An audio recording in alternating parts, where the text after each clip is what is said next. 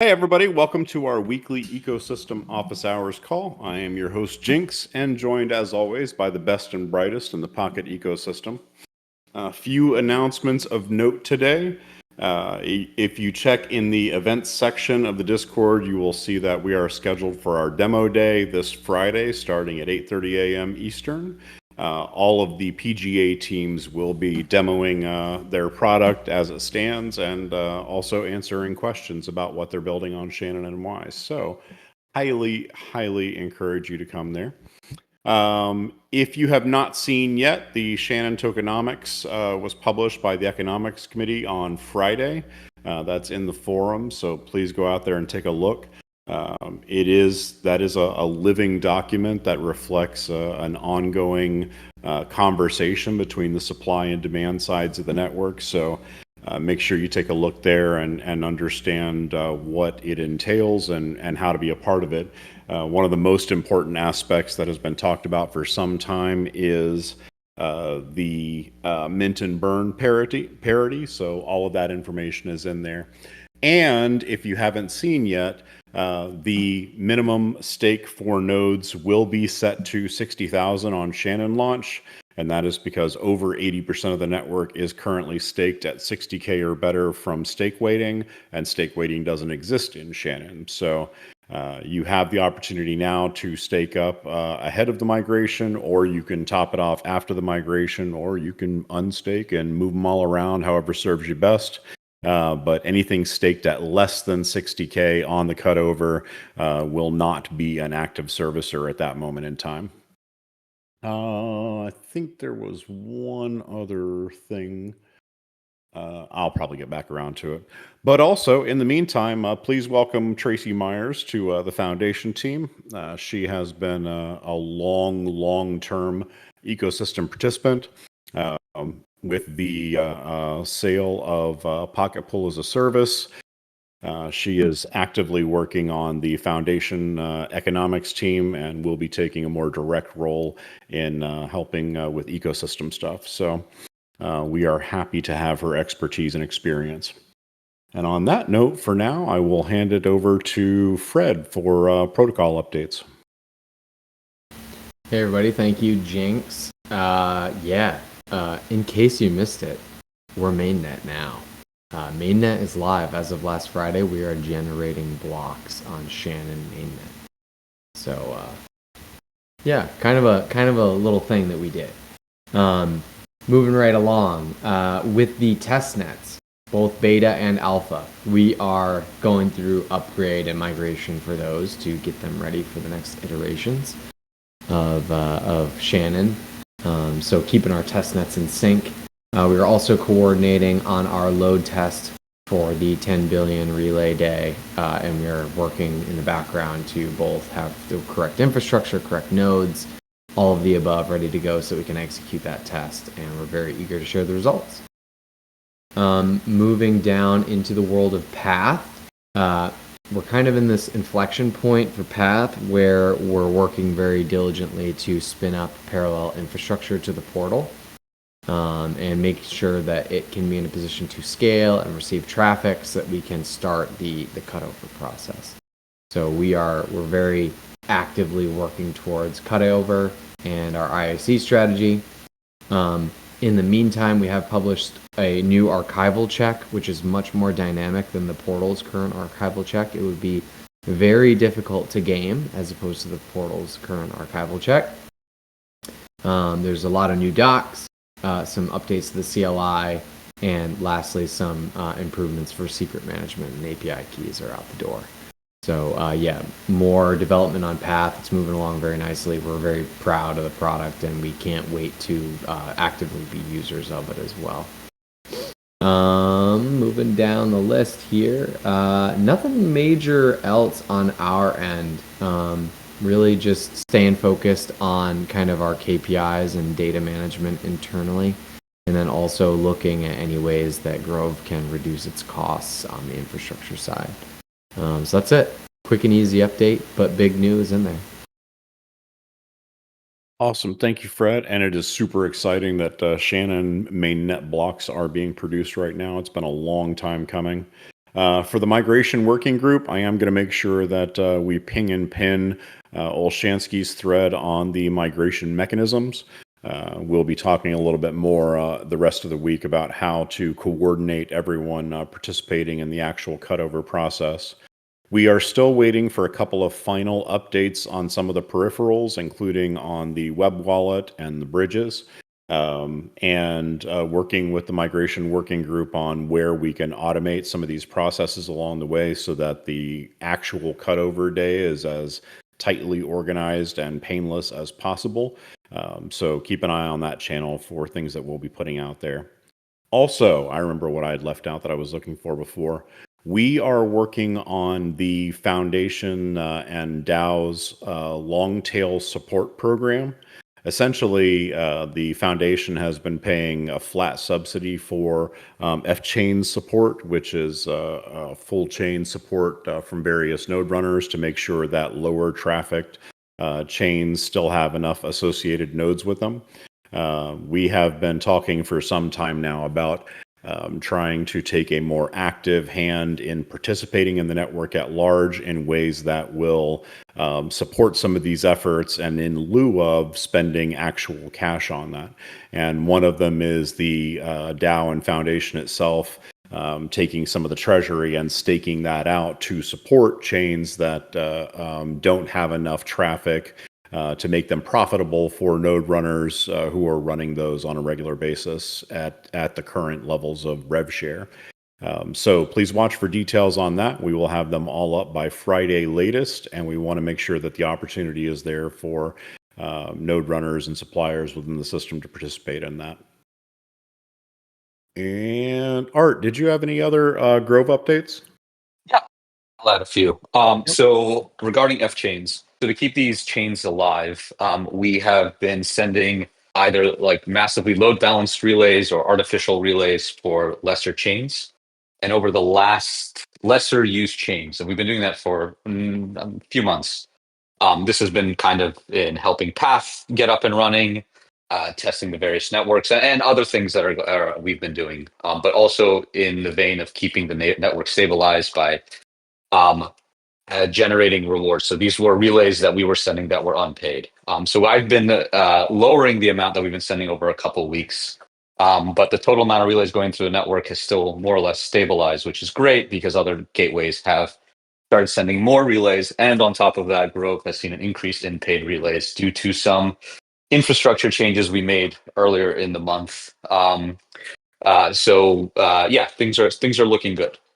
So that's one. Two, on the marketing side, I have 3 events at which I will be speaking on behalf of Pocket. First, I'll be on the podcast with the co-founder of Hedera and Fluence next week. I think it's called Deepin Day. It's with Tom Tro. They just recently interviewed Jensen and a bunch of others, so it's not like some BS podcast. It's a real thing. That will be I think aired a month later, so sometime in May. So that's coming. And then later this month, Grove and Pocket are sponsoring what used to be called ETHDC. I forgot what it's called now, but the website is still ethdc.xyz. It's DC's all the entire DC ecosystem comes and does a bunch of talks. A bunch of VCs are there, a bunch of projects are there. It was great last year. So I'll be on a panel in person at the end of April. And then this one, this is new. This isn't fully public yet. It will be public soon. But given the partnership we have with Ripple, I was chosen to speak in Singapore on behalf of Pocket in June. I'm still kind of making arrangements to make sure I can attend and actually do that talk.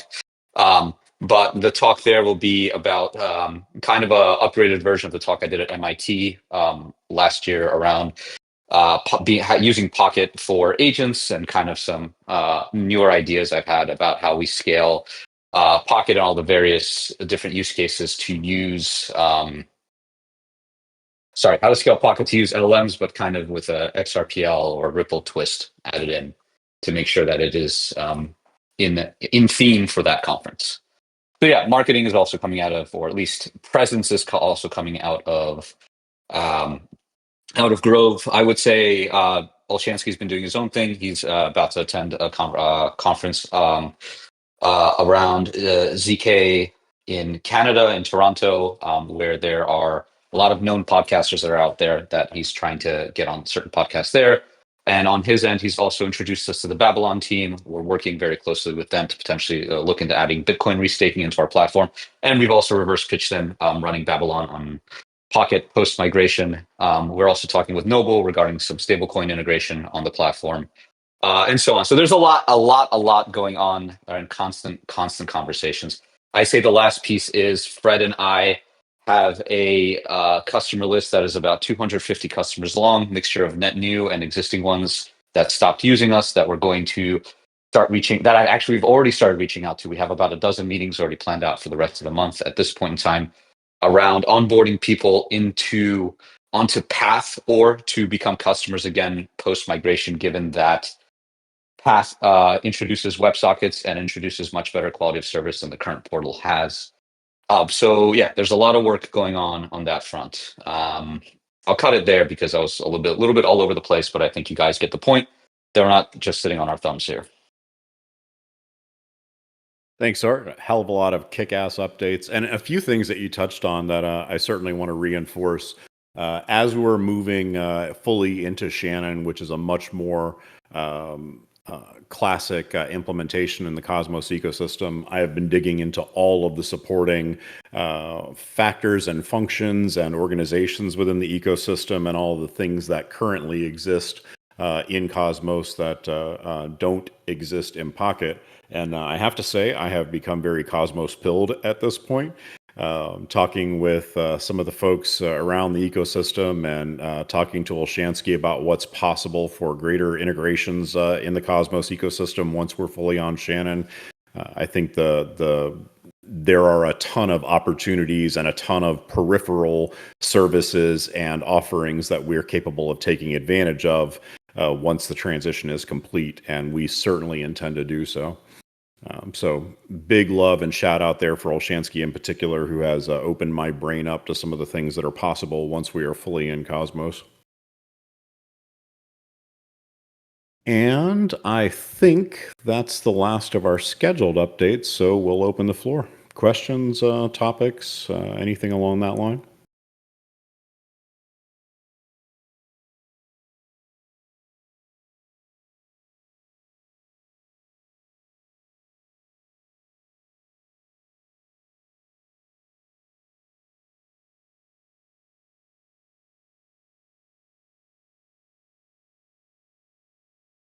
Maybe I missed it. Is there a tentative day for D-Day?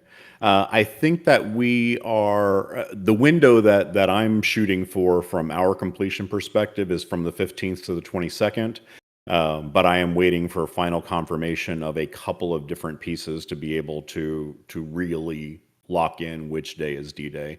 And that includes the updates in the ecosystem, the supporting functions of the migration, and also having our chain support plan up and ready to execute on. So that's the window, the week of 15th to 22nd, but not a specific day in there just yet.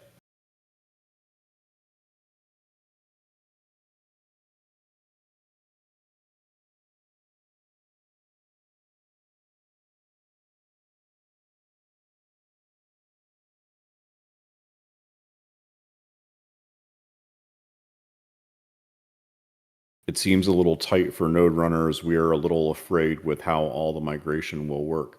Yeah, I mean, it's there was quite a bit of conversation about it when Olshansky was on the call last week, and the migration documents are in place there. Are there some specific things that need to be filled in? Is there going to be a way to test the migration like from Morse testnet to Shannon testnet? Yes, that's very much. Lowell is not on this call, but that's what he was working on from a scripting perspective. The expectation is that before we have our actual primary cutover, that we will have aggressively tested that import process. And everyone within the migration working group is expected to be part of that testing. So we'll have more information out on that shortly.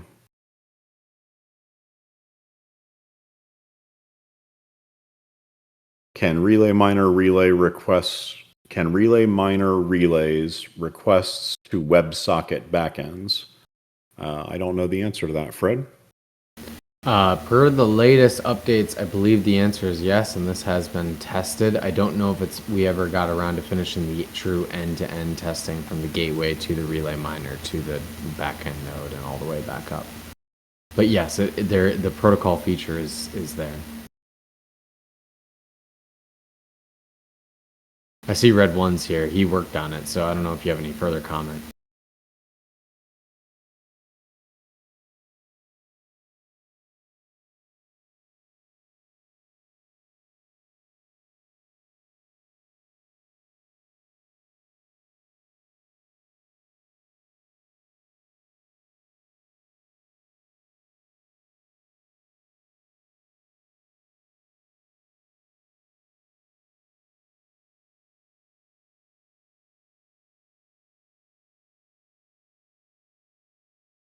Other questions?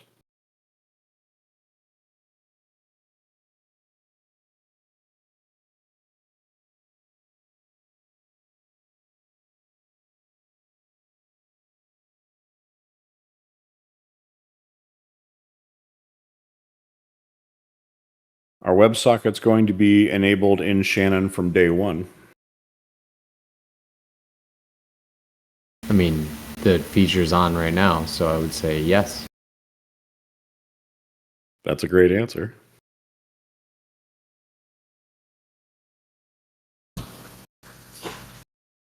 Hello. Can you hear me? Yep. Oh, perfect. Yeah. Yeah, I got kind of the rare off mic question for the Grove team.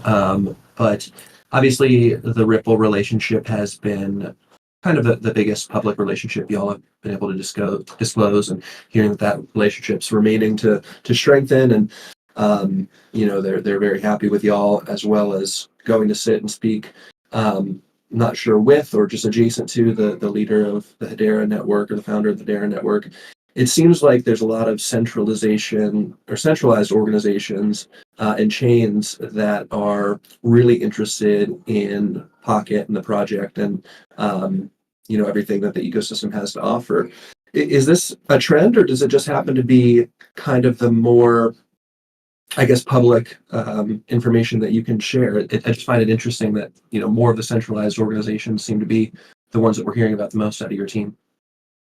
I can comment on that. So we actually spoke with Hedera and pitched them probably about 18 months ago to 2 years ago.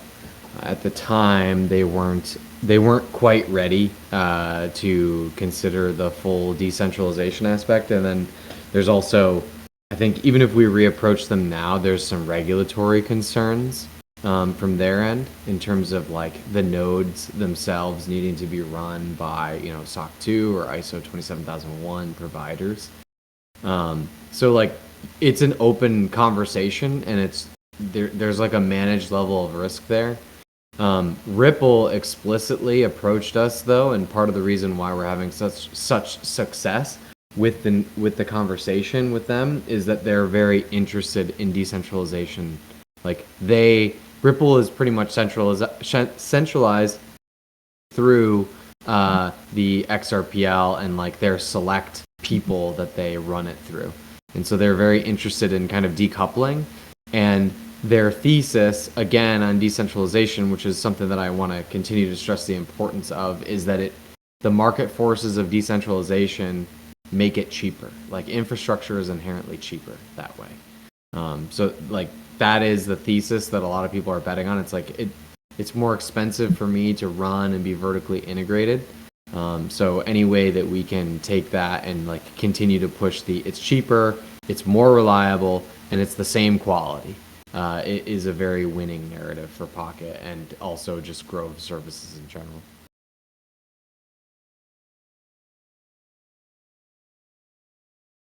Beautiful. And I expect, I mean, I've heard a number of rumors flurrying around about competitors in the space, using RPC as a loss leader and expecting to be able to make up for the costs elsewhere. And so this is one of those places where Pocket, just by the sheer tenacity of still being around all these years later, is starting to outlast some of the people who have tried to take on that marketplace. Leroy asks, what is Pocket's target for percentage of relay growth in Q2, Q3, Q4 of 2025? Ballpark. I guess that's kind of a complicated question, and I'll try to get to a simple answer. I would like to see the network up over 2 billion relays a day consistently before the end of 2025. I would consider it an amazing win if we were able to get to 5 billion relays a day. So that's sort of the window of my hope for where we can land. But that depends so heavily on such a broad number of market participants that it's difficult to we've been at 2 billion relays before, exactly. And I know that it's possible, but part of that is making sure that we are balancing both sides of the both sides of that market strategy, meaning both that we are supporting our vertically integrated gateways who are large demand providers, and also that we are working well executing our horizontal strategy, which is appealing to apps who are at that mid-range level where they potentially have enough savvy to stake against the protocol directly using like the Path SDK or something like that. And maybe contributing a much smaller total number of relays, but having that broadly spread out horizontally with, potentially thousands and thousands of apps individually staked to the network. So what we call our retail segment would be those people who are not sending enough demand to reach the, gateway rebate levels or whatever, and are paying the base cost of use of the network from a mint and burn perspective. But that takes really getting in front of a lot of eyeballs. So that's where our marketing is focused on, trying to reach out as broadly as we can. But from an operational support perspective, obviously we're looking to support our high demand providers as much as we possibly can, since they contribute so much and have the potential to send a lot more in short order. Does that help?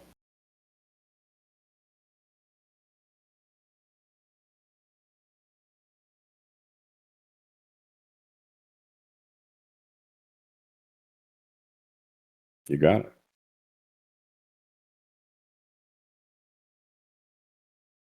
Yeah, it's, when it comes to calculating mint and burn, like the number can really start to add up quickly as we scale back in traffic to up to, the peaks of where we've been before. Obviously, when you have to pay for all the relays, that's a little more challenging than, hey, everyone come get some for free. But it also means that the network is economically viable and has the ability to be a strong participant in the marketplace, instead of us wallowing down near the bottoms where we've been.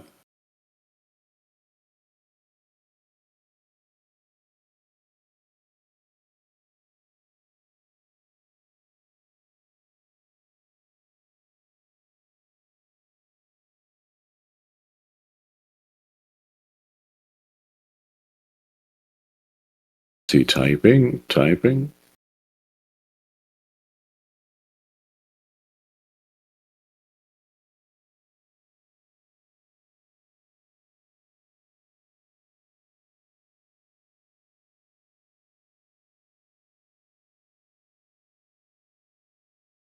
It seems like cost is going to be the major storyline for companies moving to the network. What kind of marketing is going to be done around that specifically? That's an interesting question, because I think for retail users, it's less of an issue. If they're comparing the ability to access a broad number of chains from all in one place, with the amount of network support that we have right now, I think that by itself is already a good value prop for the horizontal integrations. And the pricing of that is extremely competitive across the ecosystem. I don't think that there's an issue with that at all. Pocket has consistently been the cheapest option, period. And even at the enterprise level, with additional support and such, the it's still been the cheapest out there. So as we see other providers start to crash out in particular, and the market starts to get back a little tighter, I think that Pocket is going to remain in the range of extremely competitive to just flat out cheaper. How do we advertise that? That's a lot harder to do because we're talking about so many different participants who are operating at different levels within the ecosystem. And that's challenging to handle from a central messaging perspective. Yeah, feel free, Art. Yeah. Okay. So going a little meta first, and then going back in. Excuse me. So the reason, all right. So really meta first. The reason Mike and I worked really well together over the last few years is Mike lives farther in the future, and I live much closer to the day to day. So the ultimate vision for Pocket is a near infinite amount of applications that have permissionless access to a near infinite amount of services that have a near infinite amount of um, service providers or node runners or node operators, right?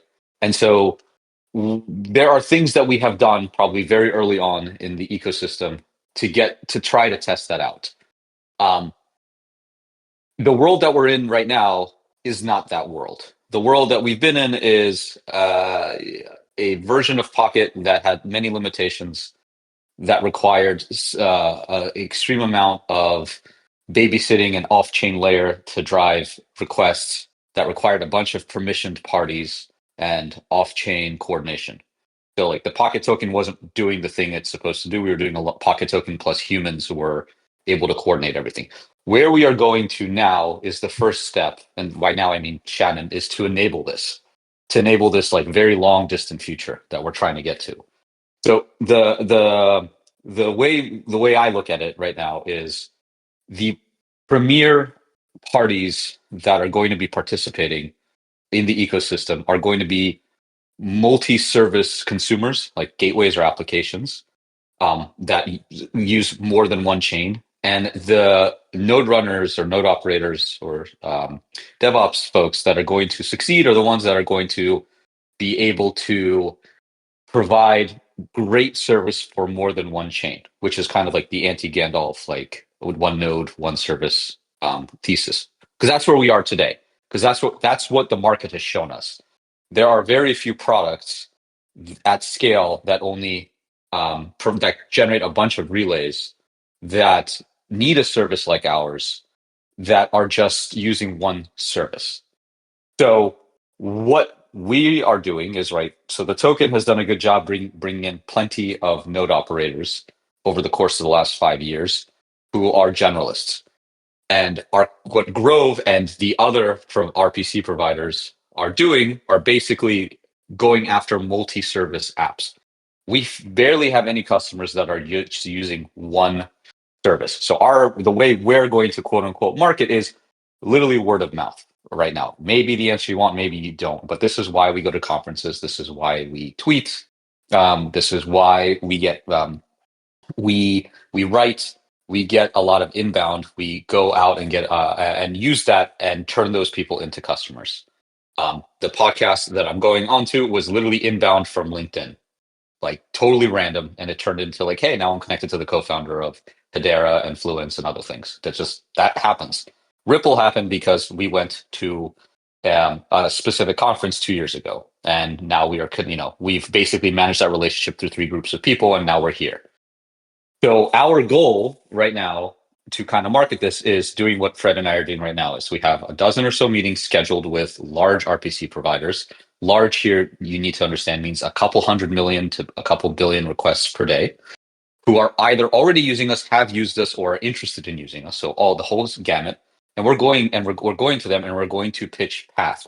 The point where we're going to be doing white glove service. We're going to Olshansky and or other members of the team will sit down on the phone with them for 30 minutes to an hour and make sure they're able to dispatch multiple requests before we hang up. And that is kind of what we need to do right now. We really need to like manually get this off the ground. We had a call with ChainStack the other day. I don't think they're on this call.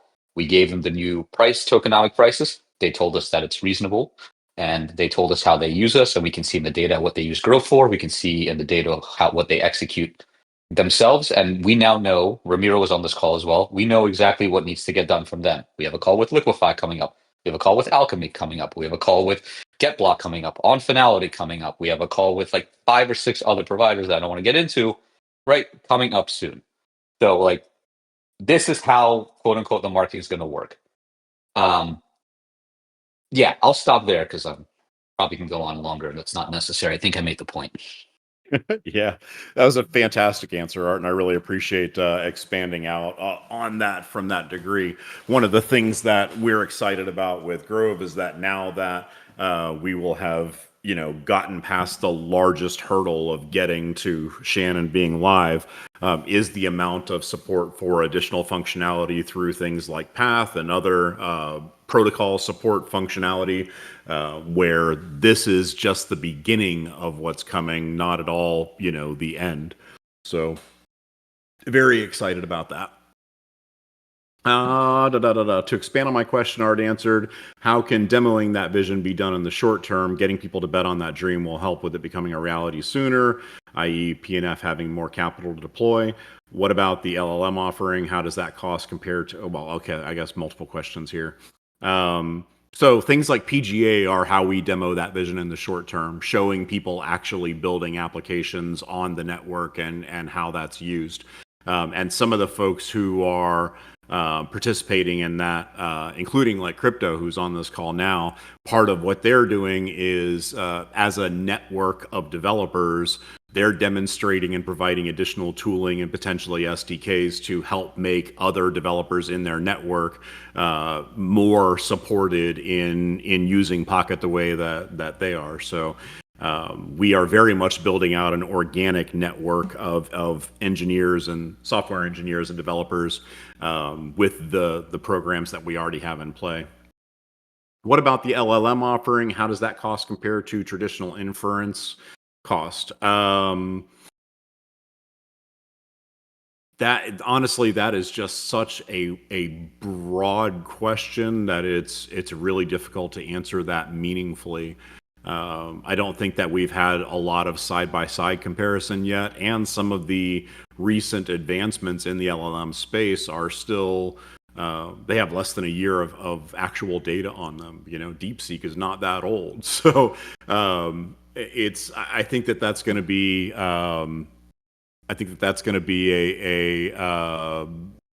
something that still has to be researched and determined with real world use cases. So I'll comment on a couple things here. First, one meta piece. This past week, OpenAI mentioned that they are going to be building a model, an open model with open weights. So they're going to be moving into the open source world, and they've acknowledged being closed source is probably not good long term. So something like Pocket is the thesis is essentially, open access for open protocols, right? There's many different ways that we've said this, but we'll be able to support OpenAI out the gate. And then you have to look at how do they, Gemini and all the rest, how do they charge? Usually they go on input and output token models, input and output tokens. Like how many tokens is your request? How many tokens did it cost? How many tokens is your response? And that price has been cratering close to zero over time. Thankfully, I know the ecosystem has their own connections, but thankfully I have many connections in my own world, as does Olshansky, as I'm sure Fred does as well, of people who are either running their own companies that are completely bootstrapped off AI and who have been testing models. I'll let you know that I have many brothers-in-laws, but one of my brother-in-laws runs a very, very interesting company called Noon.ai. I think that's the website. And he is cash flow positive, like he's profitable, and him and I text every day or every other day. where he basically just tests models over and over again to try to find the cheapest model to get the cheapest results. And he's been waiting to test us for almost a year. I had the first conversation with him last April about it. So he's ready to test us and drive a bunch of his requests through. But for him, pricing is the most important piece because all these models are more or less the same. So we can use that as a test bed. But again, that's just one use case. Like you said, we have many more that we can test and go to. Um, as Jinx has said, Pocket, the brand, for better or for worse, has had staying power, right? That's the benefit of continuing to use the same brand at the time being. It has been around for a while, so just by virtue of that has proven that we have been doing something right. And so we can use that as a way to kind of break in. And I will continue diving into the AI conference space and looking for more partners there, as will Bolshansky. And I think going into meetings, having larger household brand names like Ripple, as an example, will help in opening more doors because it already has helped in opening certain doors. That's the best answer you're going to get from anyone. So I would just say, like, in the interest of time, we probably shouldn't go down this vertical any longer right this moment. There's just nothing new to say right now. Yep, it's coming. We'll be tracking that stuff and we'll be looking to optimize. And obviously, along with everything else, we'll be trying to stay as competitive as possible. Any other questions?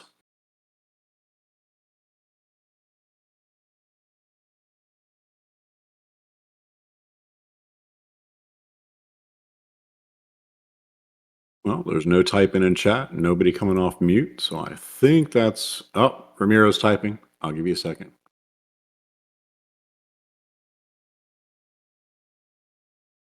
Oh, he's asking about the URL to the AI service.